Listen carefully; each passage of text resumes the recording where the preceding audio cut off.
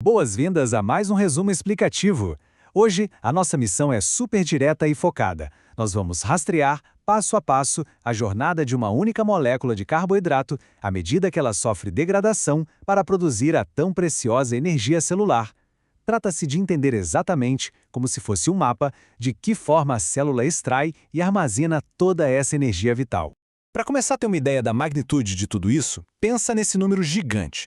2.870 kJ por mol. Literalmente, essa é a quantidade massiva de energia livre que é liberada durante a oxidação exergônica completa de apenas 1 mol de glicose.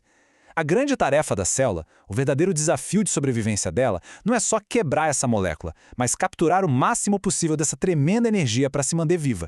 E para garantir que o caderno de revisão de fisiologia fique impecável para as provas, o nosso roteiro de hoje é o seguinte. Primeiro, a jornada da glicose. Depois, a glicólise. Terceiro, o ciclo de Krebs. Quarto, a cadeia respiratória. Quinto, o saldo energético total. E, para fechar, um resumo prático. Vamos passar por todas essas vias e seus locais exatos de forma bem metódica. Então, vamos direto para a primeira parte, a jornada da glicose e o mapeamento dos locais celulares. Sabe qual é o grande segredo para memorizar todas essas vias bioquímicas complexas sem ter dor de cabeça? É entender o espaço geométrico da coisa. Rastrear por onde a molécula se movimenta dentro da célula facilita demais a nossa vida. O metabolismo acontece numa sequência por 3 endereços principais. Passo 1, a etapa inicial rola no citossol, que é aquele fluido que preenche a célula. Passo 2, os metabólitos viajam para a matriz mitocondrial, bem no coração da mitocôndria. E o passo 3, a fase final e muito mais potente, acontece grudada na membrana mitocondrial interna. Ter esse esqueleto mental bem desenhado é absolutamente crucial. Avançando para a etapa 2, a glicólise, a famosa quebra no citosol. Esse é o nosso ponto de partida absoluto. É uma via super antiga em termos de evolução e que é comum a praticamente todos os seres vivos. E um detalhe importantíssimo, isso tudo acontece do lado de fora das mitocôndrias. A glicose pura é uma molécula de 6 carbonos. Dá para notar na estrutura química como ela recebe um investimento inicial de energia e de repente é cortada exatamente ao meio. O resultado? 2 moléculas de piruvato, que possuem 3 carbonos cada. Outra coisa para prestar atenção são aquelas reações irreversíveis marcadas com enzimas específicas. É ali que a célula controla esse fluxo com mão de ferro. É aqui, nesse momento, que a primeira extração de energia finalmente acontece. Agora, o que precisa estar sublinhado e com marca-texto na sua revisão são as entradas e saídas dessa etapa. A via consome uma glicose. Ela exige 2 ATPs de investimento inicial ali no começo, mas produz 4 lá no finalzinho. Ou seja, atenção aqui, o saldo líquido real é de só 2 ATPs. Além disso, a célula consegue retirar elétrons riquíssimos e formar 2 NADHs, terminando a fase com os 2 piruvatos. Tudo ali mesmo no citosol. Antes da gente pular para dentro das mitocôndrias, vamos usar uma analogia financeira bem simples para ninguém confundir os tipos de energia. Pensa no ATP como dinheiro vivo, dinheiro na mão. A célula pode pegar esse ATP e pagar na mesma hora por qualquer trabalho que precise fazer. Já as moléculas de NAD e as de FADH2, que a gente já vai ver, são como se fossem cheques. Elas contêm um valor financeiro gigante, mas o músculo não aceita cheque, né? Esses cheques vão precisar ser levados até o banco da célula, que é a cadeia respiratória, para só então serem descontados e virarem dinheiro utilizável.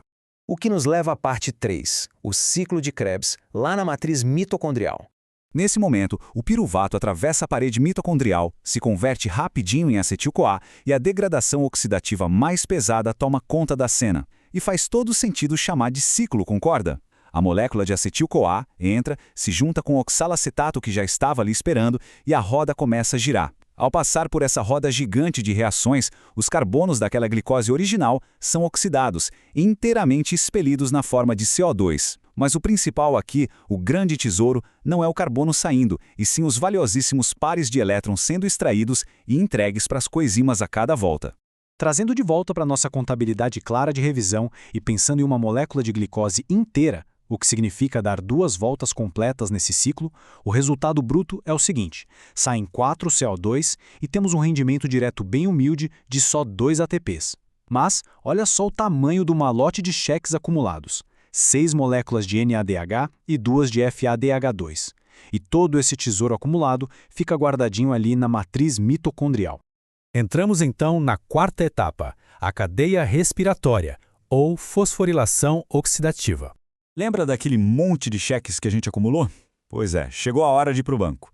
Esse é o momento exato de descontar toda aquela pilha. E o maquinário físico que faz isso lá na membrana interna é simplesmente espetacular. Os elétrons trazidos pelas moléculas carreadoras começam a saltar de um complexo de proteína para o outro. E a sacada genial é que a energia da queda desses elétrons funciona como uma bomba elétrica, empurrando prótons sem parar da matriz para o espaço entre as membranas. Imagina a água se acumulando com uma pressão absurda atrás da parede de uma represa hidrelétrica.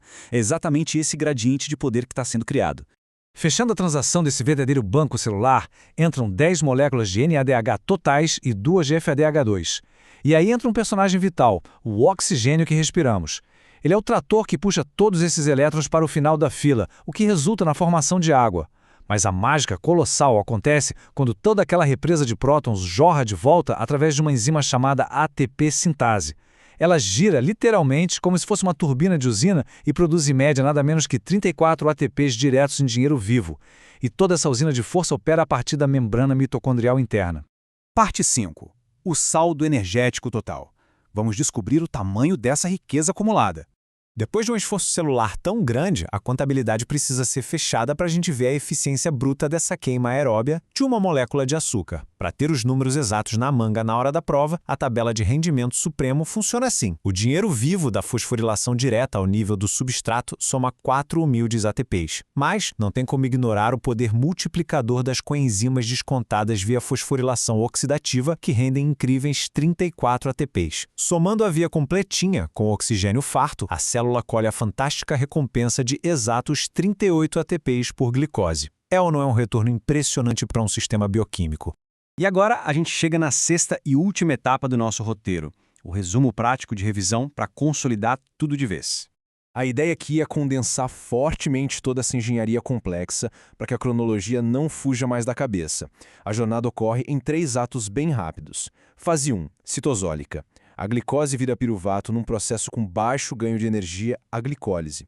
Fase 2, o mergulho na matriz. O ciclo de Krebs entra em ação, varrendo impiedosamente os átomos de carbono e roubando quase todos os seus pares de elétrons energéticos. E fase 3, na membrana. Aquela coleção riquíssima de elétrons desce pela cadeia, o gradiente de prótons se forma e uma quantidade gigantesca de ATP é forjada. Do citossol para a matriz e da matriz para a membrana interna. É a lógica perfeita de espaço e tempo. Com isso, a gente finaliza a parte cronológica e quantitativa de como o metabolismo saudável funciona. Mas fica uma provocação sensacional para pensar. Lembra que nós vimos como o oxigênio atua como aquele trator final da cadeia respiratória? O grande aceptor? Sem ele lá no fim da linha para recolher os elétrons, a represa hidrelétrica inteira para. Se todo esse motor superpotente que depende de oxigênio enguiçar bruscamente, o que é que acontece com a obtenção de energia? Como a célula faz para evitar um colapso total usando apenas aquelas vias iniciais? Fica aí um gancho investigativo maravilhoso para direcionar as próximas leituras. Uma revisão excelente exige consolidar essa base estruturada para depois explorar as adaptações fisiológicas. Ótimos estudos e até a próxima!